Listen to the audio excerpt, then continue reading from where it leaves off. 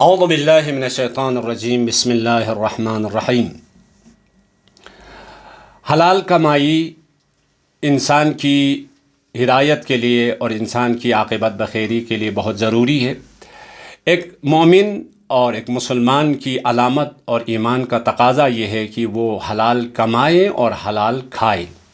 حلال کمانے کے لیے اور حلال کھانے کے لیے احکام سیکھنا اور احکام کے بارے میں جاننا ضروری ہے۔ اگر ہم احکام نہیں سیکھیں گے یا احکام کو نہیں جانیں گے یا احکام پہ عمل نہیں کریں گے تو ہماری کمائی میں اور ہماری مزدوری میں، ہمارے کسب و کار میں حرام شامل ہو سکتا ہے۔ تو ان حرام موارد میں سے ایک ربا اور سود تھا۔ سود کی دو قسمیں تھیں، سود معاملی اور قرضی۔ ربا قرضی کے بارے میں مختصر آپ کی خدمت میں گفتگو کروں گا۔ ربا قرضی یعنی قرض میں ربا۔ قرض کی ویسے دو قسمیں ہیں۔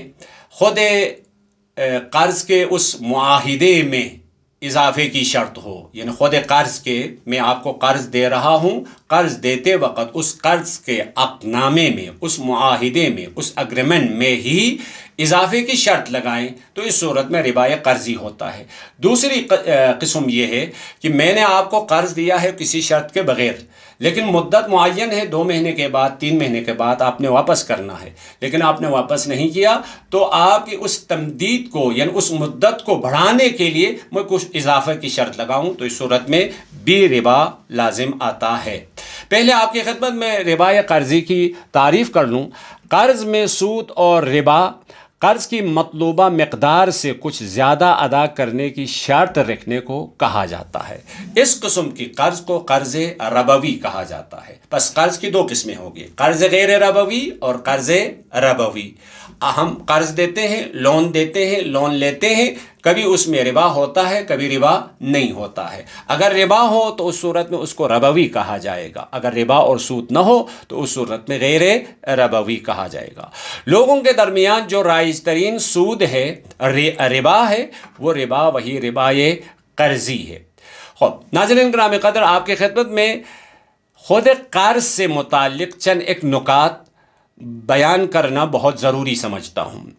قرض کی حقیقت کیا ہے؟ قرض کی ماہیت کیا ہے؟ پوری دنیا میں تمام مسالک و مکاتب میں، چاہے ادیان آسمانی سے تعلق رکھتا ہو چاہے ادیان غیر آسمانی سے، کوئی فرق نہیں پڑتا، تمام انسانوں کے ہاں قرض ایک عقد تملیکی ہے۔ بس قرض پہلی بات یہ ہے، دو کے درمیان ایک معاہدہ ہے، ایگریمنٹ ہے، اور وہ معاہدہ تملیکی ہے۔ یہ تملیکی والی بات بہت ضروری ہے۔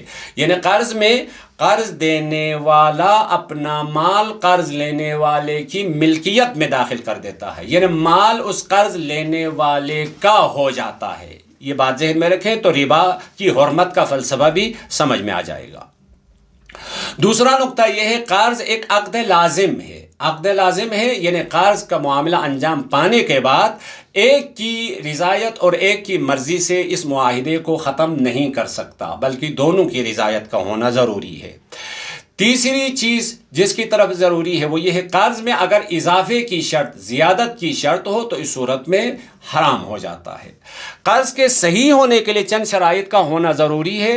ان شرائط میں سے شرائط عامہ یہ ہے، قرض دینے والا بالغ ہو، عاقل ہو، قصد و ارادہ اور اختیار کے ساتھ قرض کا معاہدہ انجام پا رہا ہو، اور خصوصی شرط یہ ہے قرض میں دینے والی چیز قابل تملیک ہو، جیسے کہ شراب آپ کسی کو قرض میں دیں گے تو یہ قرض صحیح نہیں ہوگا۔ اسی طرح سور وغیرہ، خنزیر وغیرہ آپ کسی کو قرض پہ دیں گے تو یہ قرض صحیح نہیں ہوگا، کیونکہ اسلام میں شراب کا کوئی مالک نہیں بن سکتا ہے، خنزیر کا کوئی مالک نہیں بن سکتا ہے۔ ایک دوسری شرط یہ ہے، اس چیز کی مقدار بھی معین ہو اور مبہم ہو، یعنی آپ مبہم نہ ہو۔ خوب قرض میں ربا لازم آنے کے لیے یہ 3 ارکان نہایت ضروری ہے۔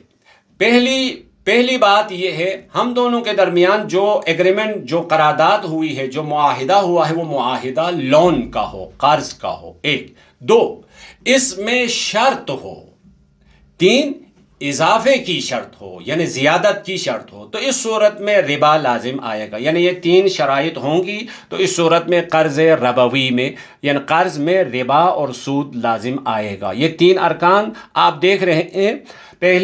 پہلا رکن اور پہلا عنصر یہ ہے ہم دونوں کے درمیان جو معاہدہ ہوا ہے وہ معاہدہ قرض کا ہو، دوسرا رکن شرط ہو اس میں، تیسرا رکن ہر قسم کا زیادہ اور اضافہ ہو، تو اس صورت میں آئے گا۔ بس اس کا مطلب یہ ہے اگر ہم دونوں کے درمیان معاہدہ ہوا ہے لیکن یہ معاہدہ قرض کا نہ ہو تو اس صورت میں ربا لازم نہیں آتا ہے۔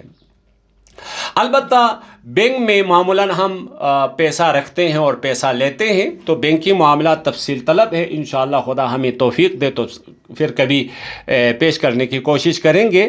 لیکن بات یہ ذہن میں رکھیں ہمارے پاکستان میں اسلامی بینکنگ کا سسٹم بھی موجود ہے۔ اصل وہاں یہ دیکھنا ہے آپ پیسہ بینک میں رکھتے ہیں یا بینک سے پیسہ لیتے ہیں تو پیسہ رکھتے وقت یا پیسہ لیتے وقت جو فارم آپ فل کرتے ہیں اور آخر میں امضا کرتے ہیں اور دستخط کرتے ہیں، سائن کرتے ہیں، تو سائن کس چیز کا ہوتا ہے؟ اس میں 2-3 پیج اس میں تحریر ہے، اس میں سب کچھ لکھا ہوا ہوتا ہے، یعنی میں اس کے اندر جو کچھ لکھا ہوا ہے اس کو قبول کرتا ہوں کہ آپ سائن کرتے ہیں۔ لیکن افسوس کے ساتھ ہمیں کہنا پڑتا ہے وہاں جو بندہ بیٹھا ہوا ہے وہ آپ کی انگلی پکڑ کے کہتے ہیں یہاں پہ سائن کریں، وہاں سائن کریں، ادھر سائن کریں، تو ہم سائن کرتے ہیں اور کچھ لکھا ہوا اس کو ہم نہیں پڑھتے ہیں۔ تو لہٰذا کہنے کا مطلب یہ ہے اس فارم میں اگر پیسہ رکھتے وقت آپ نے قرض کے فارم کو فل کیا ہے اور سائن کیا ہے اور آپ کو سود مل رہا ہے تو حرام ہے۔ آپ نے قرض کے فارم کو فل کیا ہے لیکن آپ کو سود نہیں مل رہا ہے تو اس صورت میں حرام نہیں ہے۔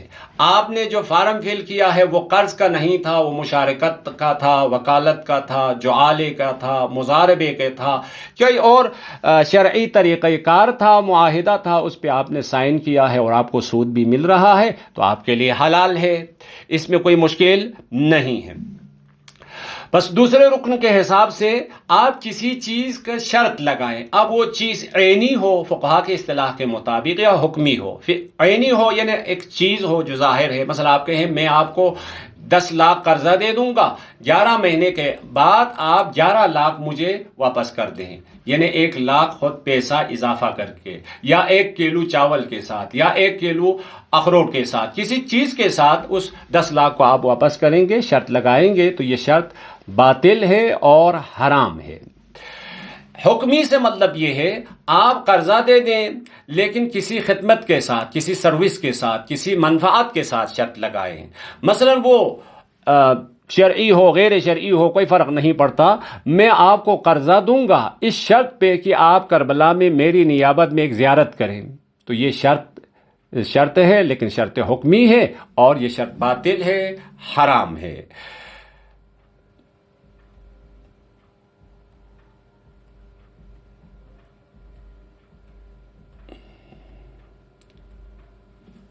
بس حکمی کی ہم نے وضاحت کر دی آپ کو، تو لہٰذا قرض میں ربا لازم آنے کے لیے ان 3 ارکان کا ہونا ضروری ہے، قرارداد قرض کی ہو اور اس میں شرط ہو اور اضافے کی شرط ہو۔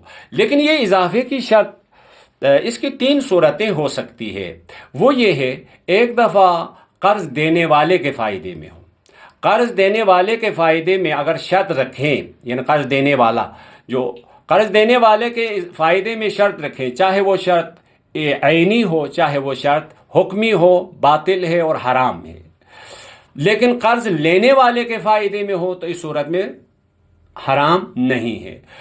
ایک تیسری دفعہ یہ ہے نہ لینے والے کے فائدے میں ہے، نہ دینے والے کے فائدے میں ہے، نہ لینے والے کے فائدے میں ہے، بلکہ ایک تیسرے انسان کے فائدے میں یہ شرط رکھے۔ مثلا میں آپ کو قرضہ دے رہا ہوں، میں آپ کو 1 لاکھ روپیہ قرضہ دے رہا ہوں اس شرط پہ کہ آپ میرے بیٹے کے کوئی کام انجام دے دیں یا اس کے حق میں کوئی سفارش کر دے، اس قسم کی شرط رکھیں تو وہ بھی حرام ہے۔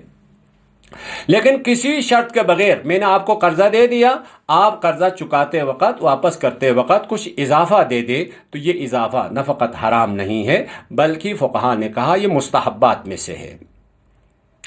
ایک اور مسئلہ یہاں پہ کرائے پہ جب ہم گھر مکان یا دکان وغیرہ کرائے پہ لیتے ہیں تو اس کے لیے گروی بھی لیتے ہیں، تو اس کا ایک مسئلہ بنتا ہے، وہ مسئلہ یہ ہے ایک صورت میں حرام ہے ایک صورت میں حلال ہے۔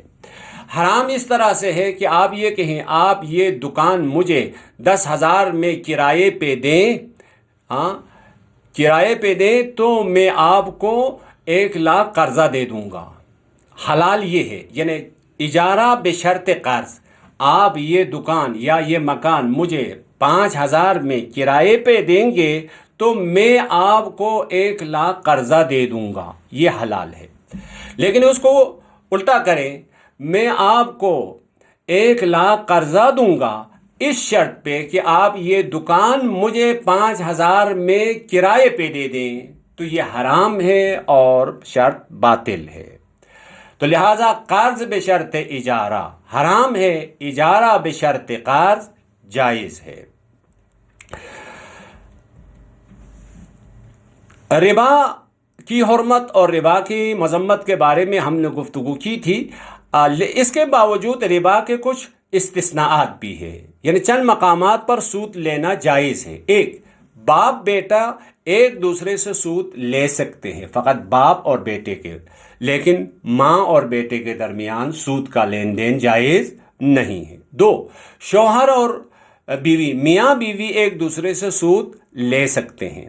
تین، مسلمان ان کافروں سے سود لے سکتا ہے جو اسلام کی پناہ میں نہیں، جس کو ہم کافر حربی کہتے ہیں۔ کافر حربی سے آپ سود لے سکتے ہیں، لیکن کافر حربی کو سود نہیں دے سکتے ہیں، دینا حرام ہے۔ تین، چار، اضطرار کی حالت میں، یعنی مجبوری کی حالت میں۔ مجبوری سے مطلب یہ ہے اتنی مجبوری ہو، جیسے مقام معظم رہبری کا فتویٰ آپ کے سامنے ہے، اور اسی طاعت اللہ صافی کے عبارت میں بہت ہی واضح طرح سے کہا ہے، حد الجا یعنی اجبار و اضطرار۔ کبھی یہاں تک کہا ہے اگر ہم ربا نہیں لیں گے تو موت کا خطرہ ہے، مرنے کا خطرہ ہے۔ اس حد تک اگر مجبور ہے تو اس صورت میں ربا لے سکتے ہیں، لیکن واپس کرتے وقت آپ ربا کی نیت کیے بغیر واپس کریں گے تو آپ کے لیے گناہ نہیں ہوگا۔ خدا کی بارگاہ میں دعا کرتے ہیں ہمیں محرمات الہی سے اجتناب کرنے کی توفیق عطا فرما۔